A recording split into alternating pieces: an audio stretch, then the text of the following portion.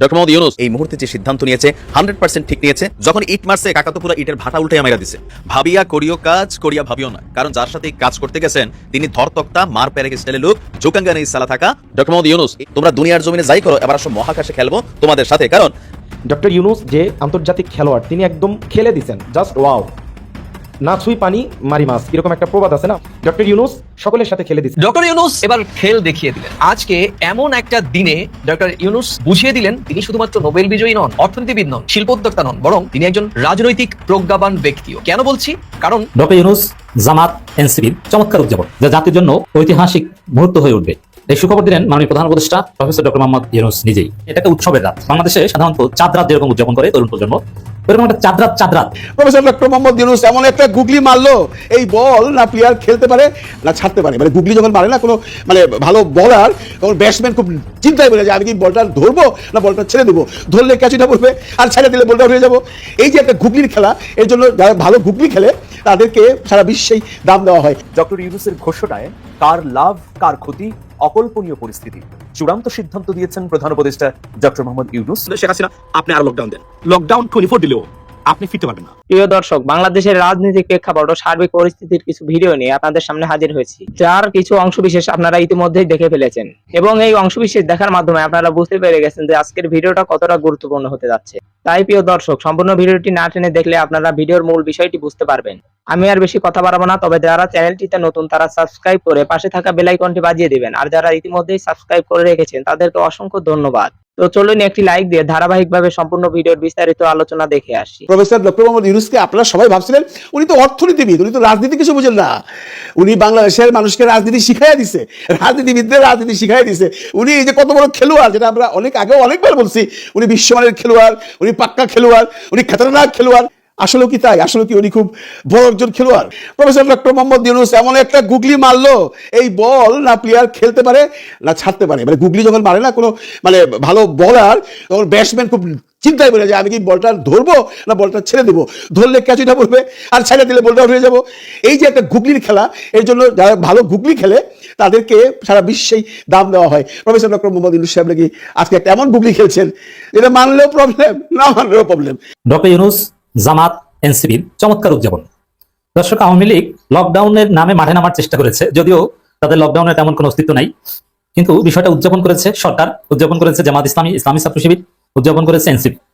জামাত শিবির এনসিপির লোকজনের কাছে মনে হয়েছে যে আওয়ামী লীগের লকডাউনের আগের দিন এটা একটা উৎসবের রাত। বাংলাদেশে সাধারণত চাঁদ রাত যেরকম উদযাপন করে তরুণ প্রজন্ম, এরকম একটা চাঁদ রাত অথবা এটার আরো প্রচলিত পরিভাষায় বলে চাঁদ রাত একটা ফিলিংস আমি লক্ষ্য করেছি।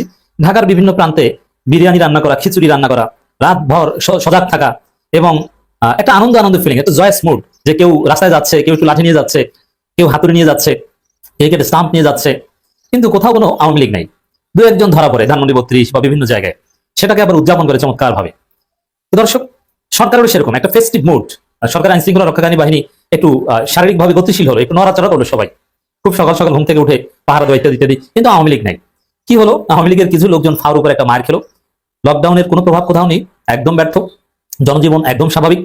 এবং যেখানে আমরা দেখতে পাচ্ছি বিশেষ করে শিবিরের ছেলেদের মধ্যে রাজপথে নেমে তাদের যে শক্তির মহড়া, তাদের যে অবস্থান, তাদের একটা রূপ, তারা যে ক্রিকেট স্ট্যাম্প নিয়ে মাঠে নামতে পারে, সাদিক ক্যামেরা স্ট্যাম্প নিয়ে যে ঘোরাঘুরি করতে পারে, সে ভদ্র নিরীহ সাদিক ক্যামের সেই অ্যাকশন আমরা দেখলাম। সাদিক ক্যামের অ্যাকশন অতীতে আমরা দেখেছি বিহাইন্ড দ্য সিন, মুখে মাস্ক পরা, কিন্তু এবার মাস্ক খোলা, একদম খোলা মাঠে ঢাকা বিশ্ববিদ্যালয়ের এক প্রান্ত থেকে আরেক প্রান্ত সাদিক ক্যামেরা হাঁটছে। এটা অনেক তাৎপর্য রয়েছে, প্রতীকী তাৎপর্য অনেক, সিম্বলিক সিগনিফিকেন্স অনেক রাজনীতিতে।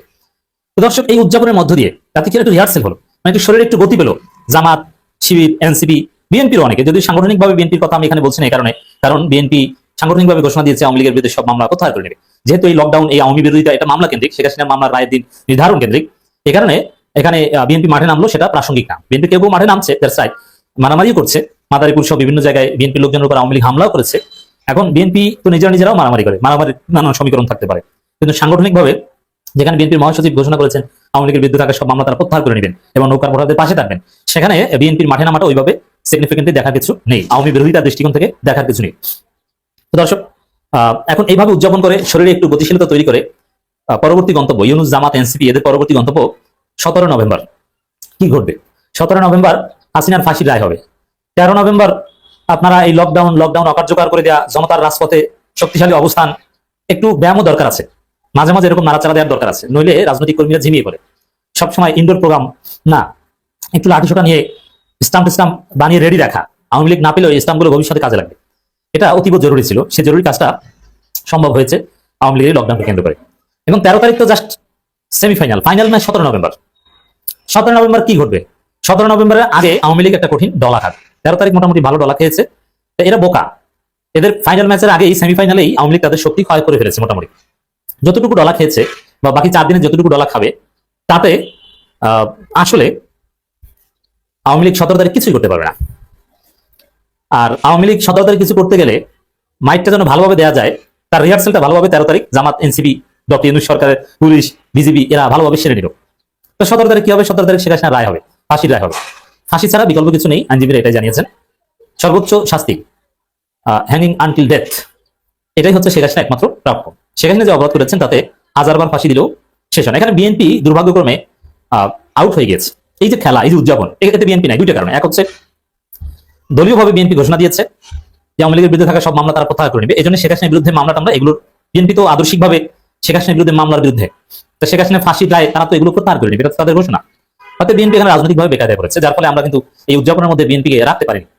এবং রাজপথে আপনারা দেখেছেন রাজু ভাস্কর্যে, ঢাকা বিশ্ববিদ্যালয়ে, বিভিন্ন জায়গায় শিবিরের যে প্রোগ্রাম, জনতার যে প্রোগ্রাম, সেখানে শুধু আওয়ামী লীগকে বার্তা দেওয়া হয়নি, বিএনপির যে জুলাই বিরোধিতা, জুলাই সনদের বিরুদ্ধে বিএনপির যে রাজনীতি এবং গণভোটের বিরুদ্ধে বিএনপির যে রাজনীতি, তার বিরুদ্ধেও কিন্তু বার্তা দেওয়া হয়েছে।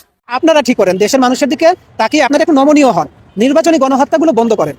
আপনারা যে নোট অফ ডিসেন্ট দিয়েছেন এটা জনগণের স্বার্থে না, এটা আপনাদের দলের স্বার্থে দিয়েছেন। যদি একটু নমনীয় হয়ে যদি গণভোটে আগে করা যায়, তাহলে আমরা আইন শৃঙ্খলা রক্ষাকারী বাহিনীর ফিটনেসটা টেস্ট হয়ে যেত, আমরা একটা আইনি ভিত্তি পেতাম জুলাই সনদে, আমাদের জন্য একটু সুবিধা হতো। আর যদি একটা ককটেলবাজি হচ্ছে, একটু মানুষের মনে ভীতি সৃষ্টি করা হচ্ছে, এটা দিয়ে আসলে লকডাউন, হরতাল টরতাল এগুলো কিছু হবে না। এগুলো দিয়ে কি হবে? আমাদেরকে আবার আপনারা ওই ধানমন্ডি 32-এর মতো টুঙ্গিপাড়ার দিকে নিয়ে যাবেন। আমরা যাইতে পারি, এখনো পারি। আমরা তো 75-এর মতো শেখ মুজিবুরকে যেভাবে হত্যা করা হয়েছিল, শেখ হাসিনাকে হত্যা করে ফেলি না। শেখ হাসিনা নিজে ইচ্ছায় পালায় চলে গেছে। আমরা পারি, আপনাদেরকে তাড়াই দিতে পারি, আমরা টুঙ্গিপাড়া এখনো যাইতে পারি, টুঙ্গিপাড়ার মাজার এখনো ভাঙতে পারি। দয়া করে মাথায় উঠে পড়বেন না। মাথায় উঠে পড়লে কি হবে?